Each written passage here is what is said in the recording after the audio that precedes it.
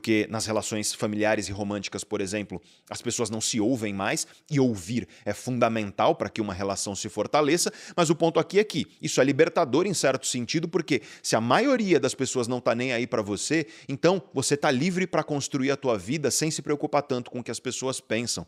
Eu quero te dar um exemplo prático, um segundo exemplo prático disso. Alguns meses atrás faleceu o grande Jô Soares, e você deve ter visto que quando o Jô faleceu, a internet meio que se mobilizou para falar e pareceu que falou só disso durante 1 ou 2 dias. Dependendo da sua idade, se você tem a minha idade, se você é mais velho do que eu, você conviveu com o Jô Soares semanalmente, pelo menos aí na sua casa, com o programa dele. Então foi uma pessoa que participou demais do seu dia a dia ao longo de muitos anos, dependendo da sua idade. E veja só, você não lembrava do Jô há quantos meses? Você só lembrou porque eu acabei de te falar dele aqui, você já tinha meio que esquecido dele. Uma pessoa que, veja só, participou do seu dia a dia com o programa dele durante vários anos e você já esqueceu.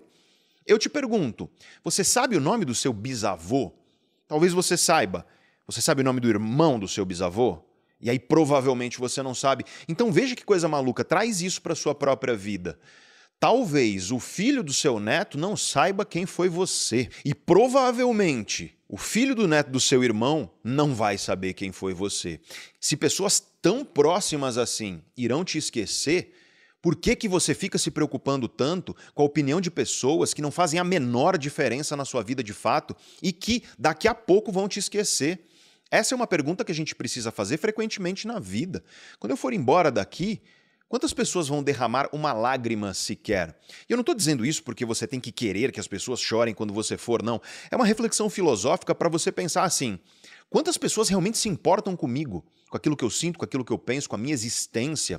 Quantas pessoas efetivamente se importam com o fato de que eu estou aqui vivo nesse planeta? E essas pessoas são as pessoas que merecem a tua energia e que merecem a tua atenção. Só que, infelizmente, você acaba negligenciando essas pessoas muitas vezes para valorizar pessoas que não fazem a menor diferença na sua vida. E que, no momento em que você não estiver mais aqui, elas não vão gastar um joule, uma caloria de energia para pensar em você, para lembrar de você ou para valorizar a tua memória. E isso me leva à dura verdade número 3, que muda tudo na sua vida quando você de fato aprende isso. Você vai parar de valorizar as coisas mais importantes da sua vida. E quando essas coisas forem embora da sua vida, você vai sentir o pior sentimento de todos, que é a dor do arrependimento. E deixa eu te explicar isso, porque isso tem tudo a ver com o que eu acabei de falar. Existe um fenômeno documentado também pela ciência, também há muitas décadas, que é o fenômeno de adaptação da mente humana. O cérebro humano, e por consequência a mente humana, é uma máquina adaptativa. O nosso cérebro se adapta muito facilmente a diferentes situações.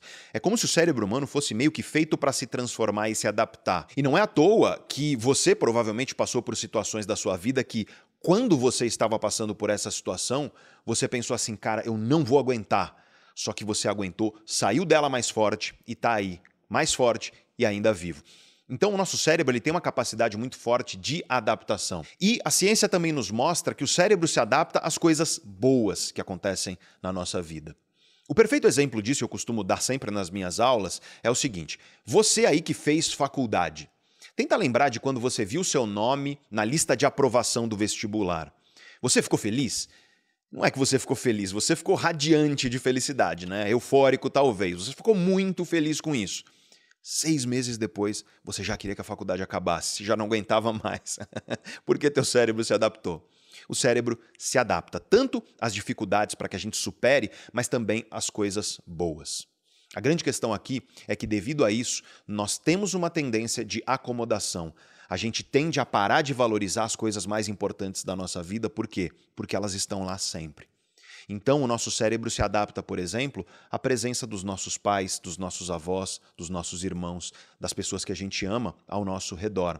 E aí, um belo dia vem a vida e tira essas pessoas. E aí, como nós tínhamos nos adaptado, e a gente parou de valorizar essas pessoas porque elas estavam sempre lá, o cérebro se adapta.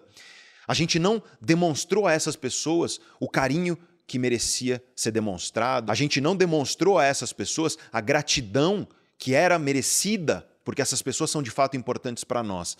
Muitas vezes nós nos adaptamos e começamos a tratar as pessoas que nós amamos como uma espécie de vaso de samambaia que vai estar sempre lá à nossa disposição, e aí vem a vida, e a vida arranca as páginas